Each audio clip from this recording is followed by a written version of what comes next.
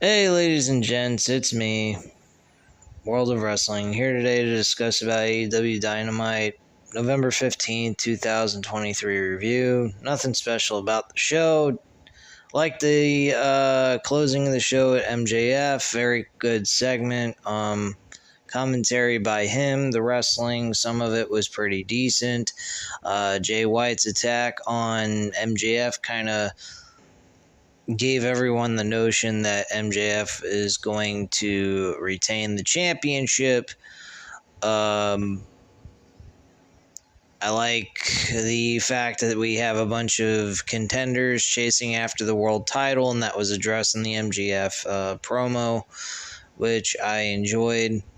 They kickstarted the show at Blackpool Combat Club of Jon Moxley and Wheeler Yuta versus Orange Cassidy and Hook.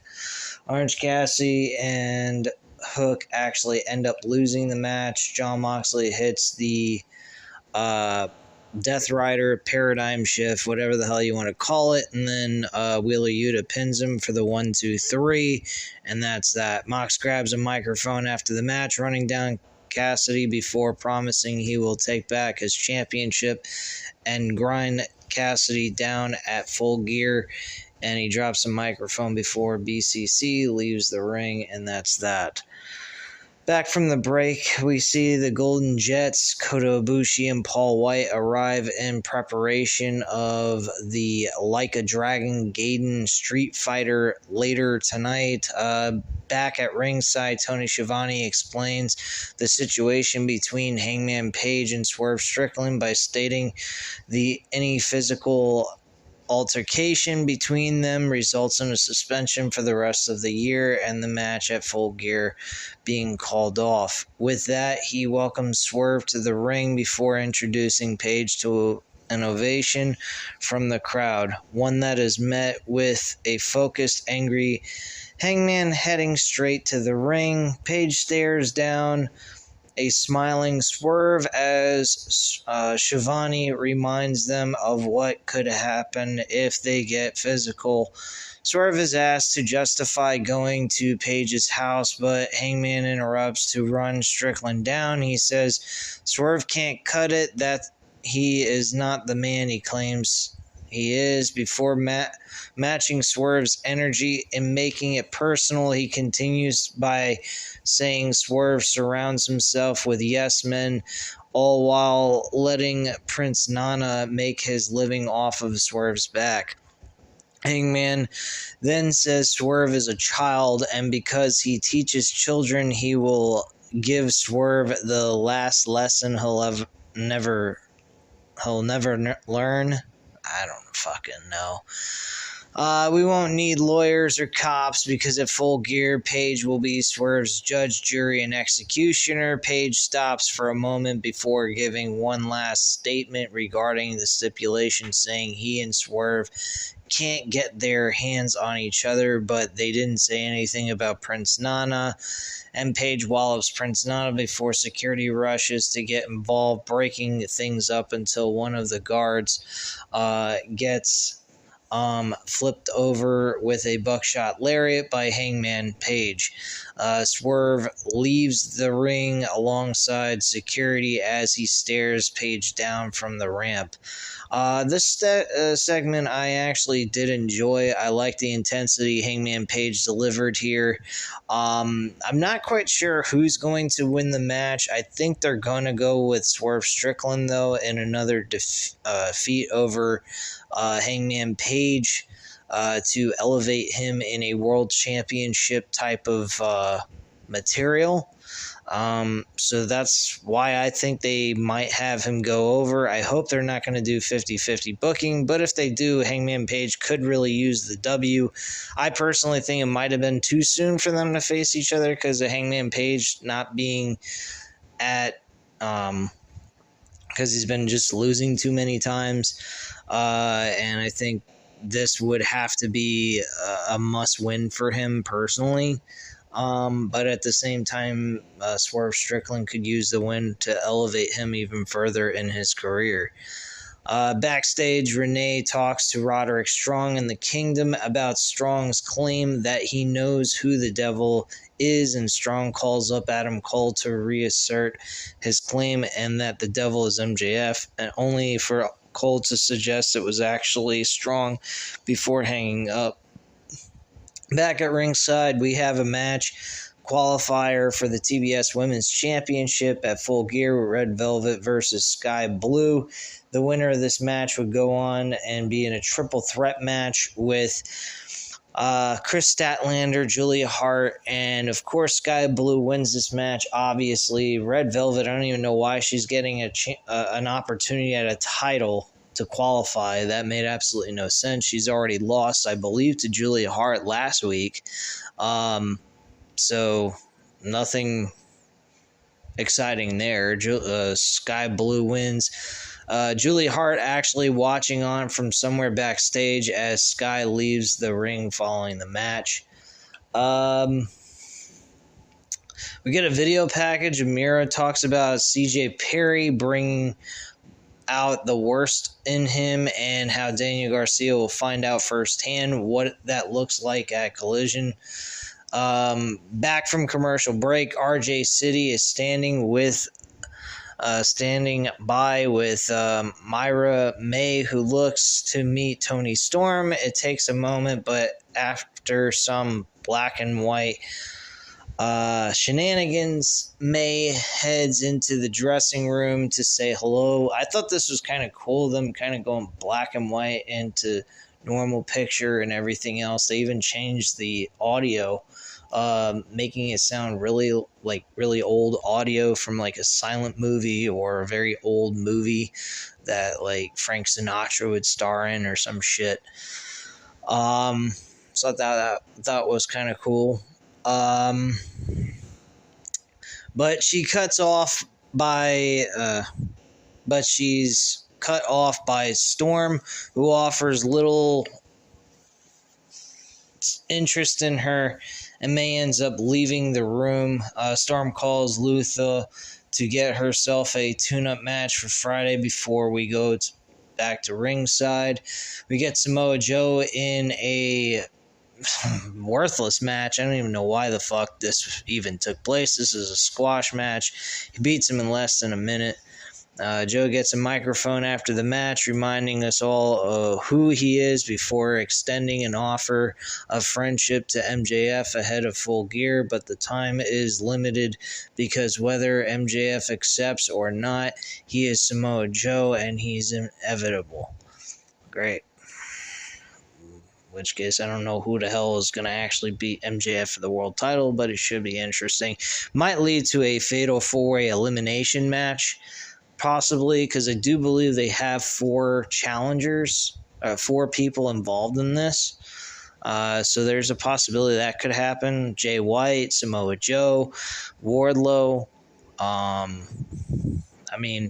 then you could throw in the person behind the mask as the devil. So, you could go ahead and have a 5-man pack challenge, elimination, in a sense, if you really want to go all crazy and have a multi-man match. That's a possibility. I don't know. It really stacks the deck behind MJF. If you want to do a first pinfall or submission, that's even making it even harder on MJF, stacking the deck against him. So I just think that might be a cool idea if they wanted to go that route. That also would possibly give them the opportunity to take the title off of him without him being the guy getting taking the pinfall and the L. So that might be a consideration they might want to do in order to take the title off of MJF at some point when they finally decide to do that.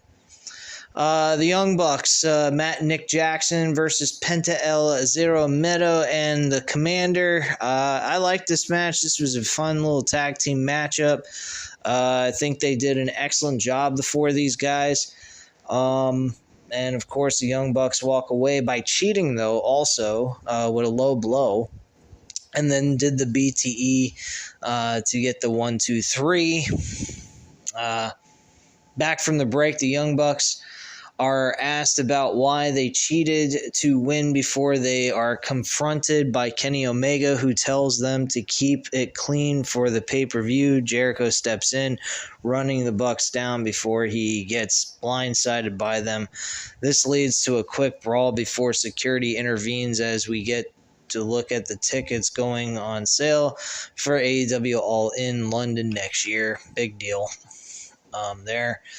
We get the Guns in a tune-up match. Nothing really important here. This was very quick, to the point, and the Guns win their matchup. The Guns cut a promo after saying they look to run down MJF for the ROH Tag Team titles, and if you're not down with that, we've got 2 words for you, and that's Guns Up. Big deal.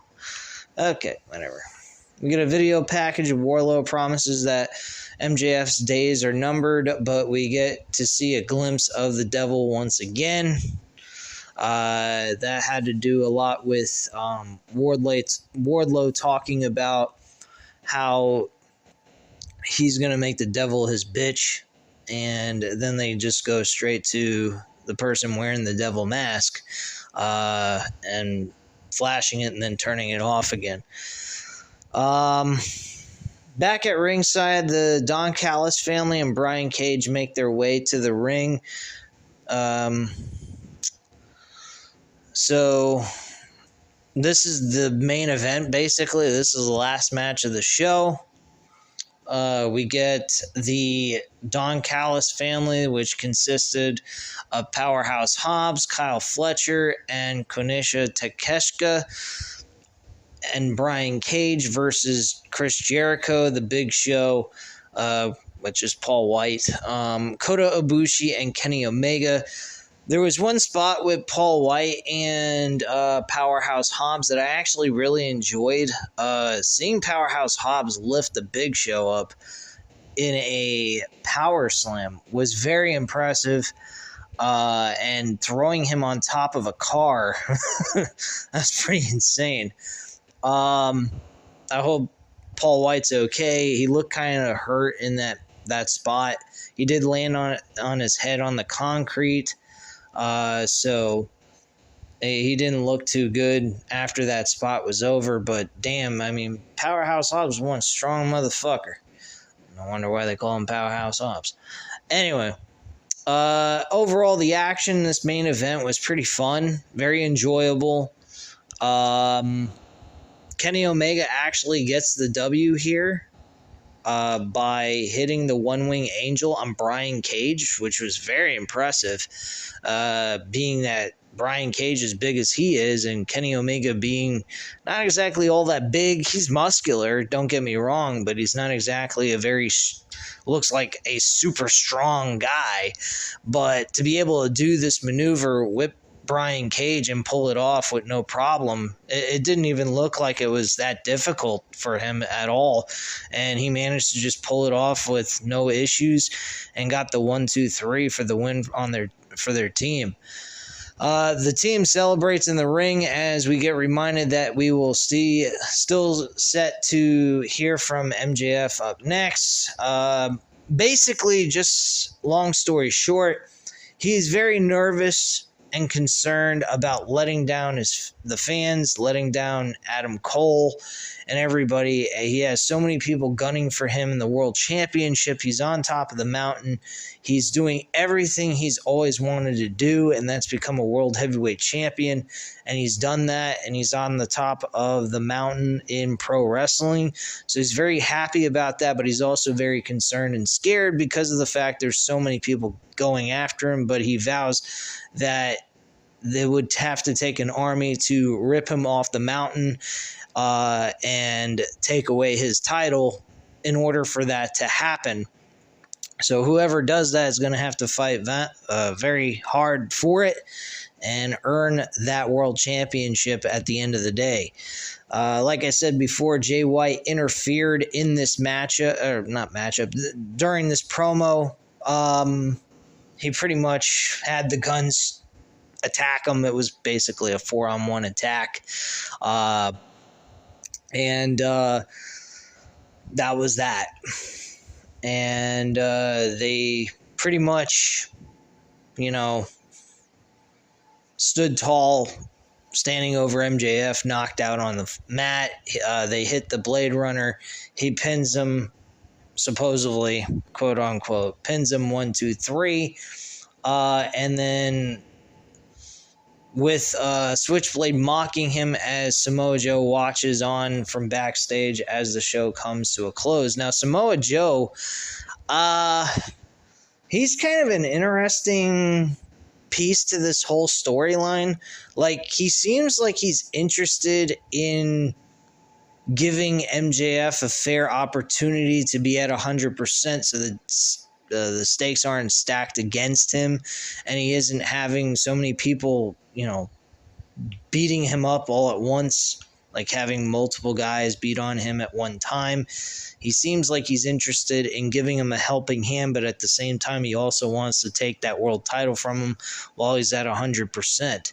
Sounds a little like Drew McIntyre and Seth Rollins. I believe Drew McIntyre wanted Seth Rollins at 100% so that he, at the end of the day, will be able to claim he beat him clean without getting an advantage over him before the World Championship match that he had at Crown Jewel earlier this month, I mean.